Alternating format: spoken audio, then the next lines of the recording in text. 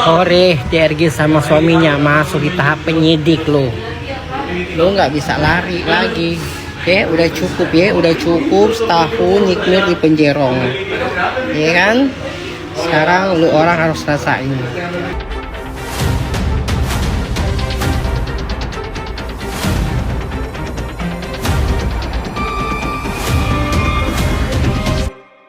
Informasi terupdate hari ini, wadidaw, perseteruan antara Nikita Mirzani dengan Dr. Reza Gladys belum juga usai. Nikita Mirzani menuntut Dr. Reza Gladys dalam perlawanan hukum dan jadwal persidangannya di 3 Maret 2026 mendatang dengan agenda penyerahan bukti. Surat bukti dari tergugat, berarti itu dari pihaknya Dr. Reza Gladys. Padahal Dr. Reza Gladys sudah hampir lenyap guys, beberapa kliniknya udah pada tutup ya, tapi masih juga dituntut sama Nikita. Ya mau gimana lagi, toh kan memang ini yang diharapkan sama Dr. Reza. Dr. Reza menuntut Nikita Mirzani dan itu tidak terbukti. Oleh sebab itu Nikita Mirzani menuntut Dr. Reza Gladys kembali. Ya mau gimana lagi, walaupun sudah tong kosong ya kan gitu. Ya udah, namanya juga digugat harus menjalani proses hukum yang sedang berjalan. Ya kita doakan saja semoga dalam perlawanan hukum ini Nikita Mirzani dapat memenangkan. Oke? Pantengin terus VT-VT-nya Miss Gossip. Miss Gossip akan memberikan informasi terupdate. Wadidaw. Banyak banget yang masih tanya kasus Nikita Mirzani sampai mana sih sekarang ini update terbarunya ya. Jadi sebelum tidur netizen channel ingin menyampaikan informasi bahwa saat ini proses kasasi Nikita Mirzani sudah masuk tahap penyerahan kontra memori kasasi. Nah, jadi buat sahabat channel yang belum tahu apa sih kontra memori kasasi, itu adalah jawaban atau tanggapan dari pihak lawan atas memori kasasi yang diajukan sebelumnya. Jadi setelah pihak pemohon kasasi ya menyampaikan alasan-alasannya, pihak termohon biasanya diberikan kesempatan untuk membantah dan mempertahankan putusan sebelumnya. Artinya apa? Artinya sekarang perkara Nikita Mirzani sudah berada di meja Mahkamah Agung dan sedang dalam tahap pemeriksaan berkas secara hukum. Jadi perkara ini ya ditangani oleh Majelis Hakim Kasasi yang terdiri dari Hakim Ketua bernama Susilo, kemudian Hakim Anggota 1 Sutarjo, kemudian Hakim Anggota 2 Ahmad Setio Pujo Harsoyo. Jadi sahabat channel, di tahap kasasi ini yang dinilai bukan lagi saksi atau fakta baru, melainkan apakah ada kesalahan penerapan hukum di putusan sebelumnya. Jadi fokusnya murni pada aspek yuridis.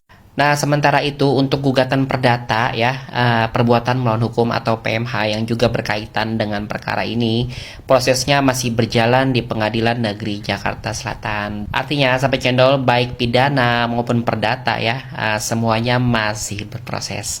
Belum ada putusan final dari Mahkamah Agung dan perkara perdatanya juga belum selesai. Jadi buat sahabat channel yang masih mengikuti kasus Nikita Mirzani, kita sekarang berada di fase penentuan hukum tingkat tertinggi. Disinilah pertimbangan hukum diuji secara lebih dalam, bukan lagi opini publik. Kita tunggu prosesnya ya, berjalan sesuai mekanisme hukum yang berlaku. Untuk kasasi Nikita Mirzani sudah dipastikan hakimnya pasti berbeda ya. Jadi seperti yang netizen channel sering jelaskan di video sebelumnya. Nah, perkara di tingkat pertama itu kan disidangkan di Pengadilan Negeri Jakarta Selatan, sedangkan kasasi diperiksanya di Mahkamah Agung Republik Indonesia. Jadi secara struktur lembaga sudah berbeda. Jadi nggak mungkin banget majelis hakimnya sama. Lantas kenapa di pidana tingkat pertama dan gugatan perdata bisa ada kesamaan nama hakim? Karena kedua-duanya sama-sama diperiksa di PN Jakarta Selatan, sehingga secara administratif memang memungkinkan ya ada hakim yang pernah menangani dua perkara berbeda dalam satu wilayah pengadilan yang sama. Nah, tapi ketika sudah masuk kasasi, perkara Nikita Mirzani diperiksa oleh Hakim Agung di Mahkamah Agung. Itu levelnya udah berbeda. Institusinya sudah berbeda dan majelisnya juga berbeda. Jadi kekhawatiran bahwa hakimnya masih orang yang sama ya di kasasi itu tidak tepat secara struktur peradilan. Jadi banyak yang masih bingung soal ini dalam kasus Nikita Mirzani. Jadi gini sahabat, dalam hukum acara pidana kasasi itu sama kok, sama dengan banding ya. Jadi sama-sama upaya hukum yang punya beberapa kemungkinan hasil. Jadi dalam posisi Nikita Mirzani di kasasi putusan bisa tetap seperti putusan sebelumnya, bisa diperbaiki, bisa lebih ringan ya, atau dibatalkan, misalnya bisa bebas atau lepas. Nah, dalam kondisi tertentu bisa juga berubah ke arah yang lebih berat, tergantung siapa yang mengajukan dan bagaimana pertimbangan hukumnya. Tapi perlu juga dipahami ya, bahwa kasasi Nikita Mirzani bukan sidang ulang fakta. Jadi Mahkamah Agung menilai penerapan hukumnya, apakah pasal yang digunakan tepat, apakah pertimbangan hakim sebelumnya sudah sesuai aturan hukum, atau apakah ada kekeliruan penerapan norma-norma hukum. Jadi sampai channel, ketika kita bicara kasasi Nikita Mirzani itu bukan sekedar naik atau tidak, tapi soal apakah ada kekeliruan hukum yang bisa dikoreksi oleh Mahkamah Agung. Nah, karena itu netizen channel selalu bilang setiap perkara, termasuk perkara Nikita Mirzani ya, tidak bisa dipukul rata dengan kasus orang lain. Ya, assalamualaikum warahmatullahi wabarakatuh. Selamat pagi, salam advokat ya. Jadi kembali lagi kepada persoalan yang tak habis di sini ya, tentang kasus Nikita Mirzani dan RG ya. Persoalan di sini yang muncul ya, yang menjadi sebuah pokok pikiran baru di sini adalah sebuah illegal access ya, di mana RG dan suaminya ada penyadapan dan ada perekaman pembicaraan dengan Nikita Mirzani sebelumnya.